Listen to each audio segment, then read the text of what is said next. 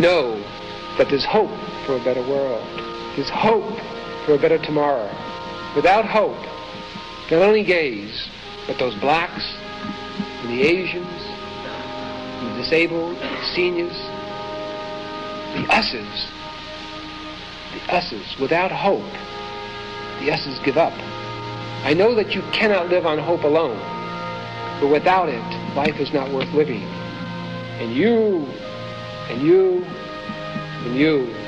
got to give them hope. Thank you very much. What is hope? What does hope sound like?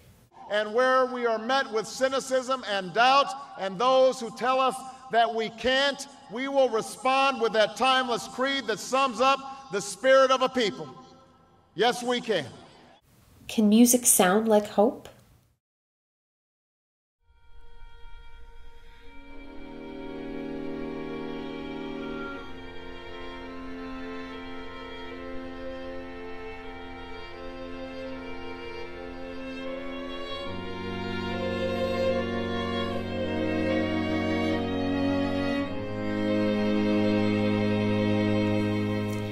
I rarely ask a patient what song they want to hear. It's usually a difficult question to answer, like almost as difficult as asking your boyfriend or girlfriend to choose a restaurant for dinner. A lifetime of listening to music can leave a person with a repository of thousands of songs, and when faced with so much to choose from, it can be hard to choose the perfect song in the moment. What I will do is ask them what they want to feel when they listen to music at that moment. I ask what they'd like the music to do for them. I ask where they'd like the music to take them. I ask what they want the music to sound like. We already know that music can sound how we feel, whether it's happy, sad, angry, funny, or energetic. But can music sound like hope? Is it possible that music can give us hope when we need it the most? If someone were to ask you, what's the saddest piece of music ever written? What would you say? Is it possible that one piece of music is objectively the saddest song ever written? Well, some seem to think so, and the Adagio for Strings by Samuel Barber seems to have claimed that title. Sure, it's slow, sure, it's in a minor key, and yes, it's been played at high-profile funerals and memorials for decades. But does that mean that the music itself is inherently sad? It's also been featured in many movies and TV shows, the most famous of which is a stunning scene from Oliver Stone's war epic Platoon.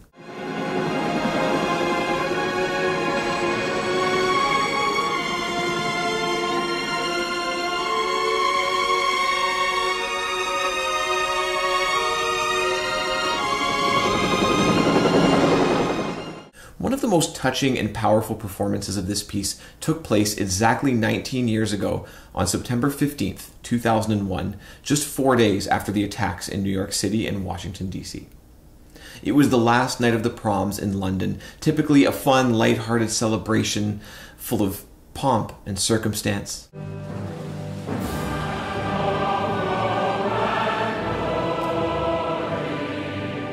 And other patriotic British pieces like Rural Britannia.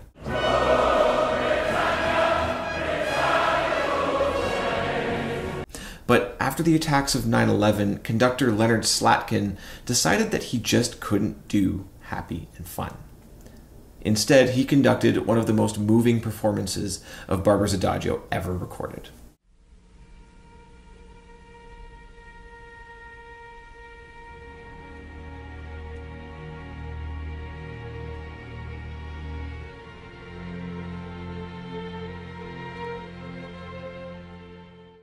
More recently, the BBC took a poll asking what the saddest piece of music of all time was, and not surprisingly, Barber's Adagio took the #1 spot. But is it really possible that this one piece of music is so universally sad? Is it because we've been conditioned through the contexts we've heard it in? Is it embedded in the music itself? While I agree that it checks the boxes for sad music, I personally have another take on it. When I hear Barber's Adagio, there is one emotion that comes to mind: hope. The emotions we feel don't always line up with our lived experiences. Often we feel emotion in anticipation of events to come.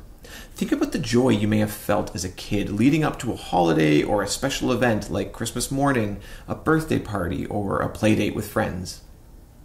If you're on vacation and it's coming to an end, you start to feel sad in anticipation of the end of the trip. So often, the anticipation of an event, whether it's good or bad, is felt more intensely than being in the middle of the event itself. Barber's Adagio starts with a single note in the violin, solitary, hollow, and empty. This one note, which seems to suspend time, tells us exactly where we are and exactly how to feel, and it's not happy. The rest of the strings join with long notes, harmonies washing over the listener and giving context and support to that first note. From there, the melody slowly rises in pitch, stepping up in groups of 3 notes, repeating and climbing higher and higher as if reaching for a better place. The violin is trying to pull us out of the depths of despair, but it's unsuccessful, as the second part of the phrase brings us right back down to where we were when we started. They try again, reaching further, making more of an effort, but still ultimately unsuccessful. Tension and release permeate this entire piece, as each rising figure is like an inhalation, an attempt to push through to something better than the place where we were in the beginning. With each inhalation of rising notes comes an exhalation, a release after climbing a little bit higher and pushing a little bit further than the last climb. The second violin, viola, and cello all start to take turns playing the melody, overlapping one another as if taking the first violin by the hand and encouraging it to get to the place where it needs to go. The music grows in volume and intensity and eventually, about 5 minutes in, reaches its climax. 4 loud chords played in unison sound triumphant and full of emotion as the journey is now seemingly complete.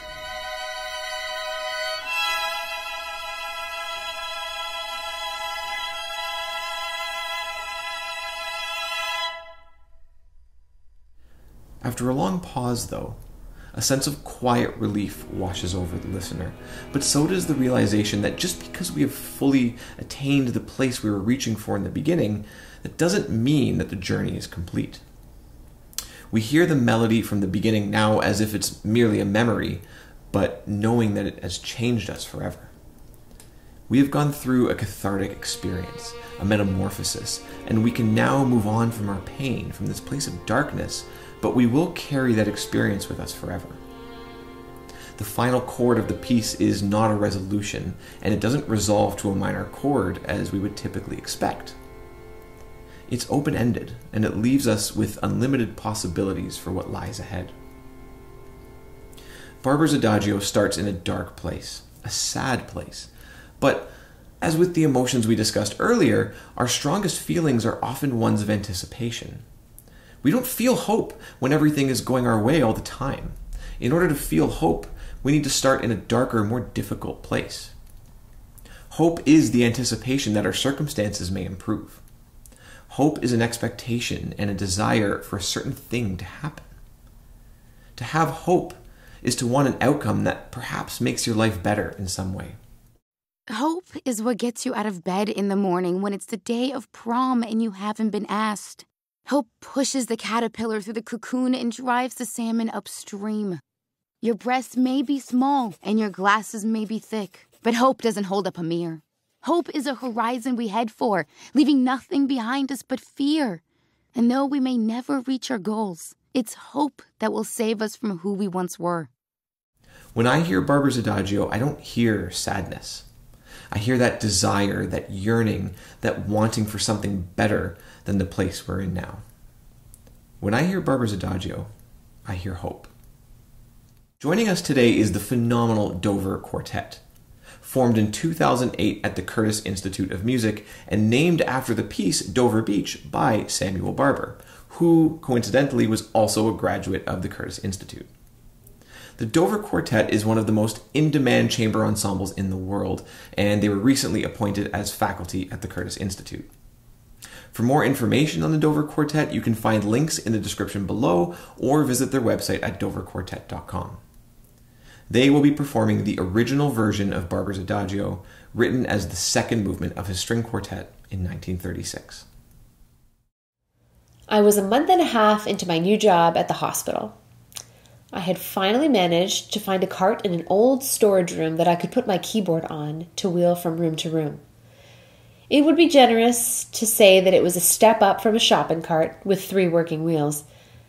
I was already self-conscious about playing music in a hospital, and it didn't help that everyone could hear me coming a mile away with my squeaky-wheeled cart full of tambourines and shakers. I was asked to go and see Lori in room 18. She had recently been diagnosed with leukemia. She didn't want to look at anyone. She didn't want to talk to anyone. The team had tried everything. Nothing was working, so it was time to send in the music therapist. The room was dark when I walked in. It was a spring day, but Lori had asked the nurses to keep her curtains closed. I stood in the doorframe, wondering if she was awake or asleep. Her eyes were closed. "You can come in," she said quietly. Oh no. It still hadn't gotten any easier to go into a patient's room. I was so nervous. "Are you sure, Lori? I can come back later or another day," I replied, sort of praying that I didn't have to.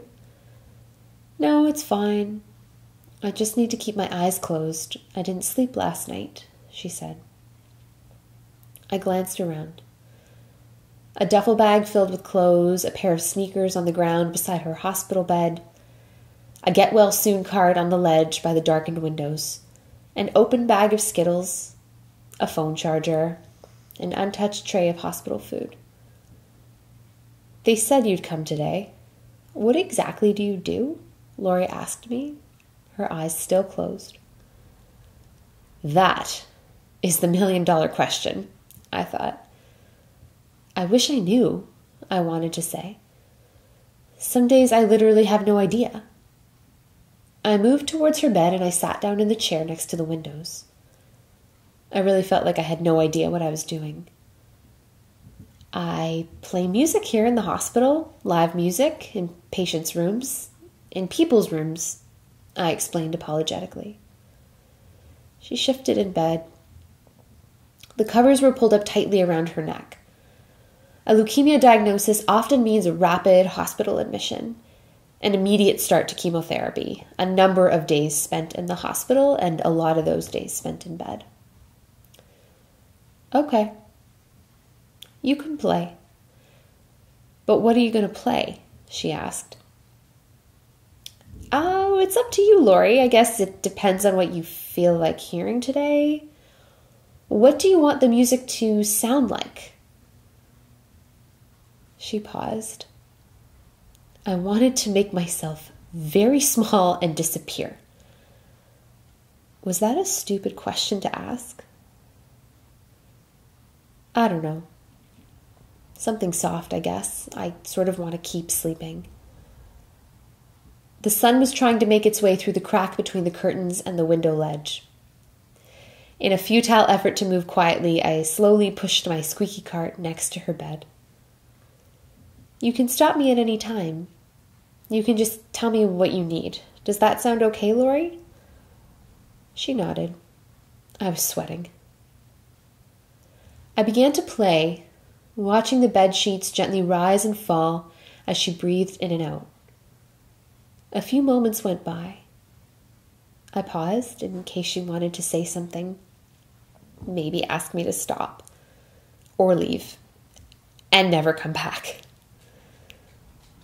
It was quiet in the room. The air felt sterile. The grayish-blue color of the bed sheets and the beige walls made me feel tired. Was I making things worse? "You asked what I wanted the music to sound like." I waited, holding my breath. She opened her eyes. "Can you make it sound like hope?"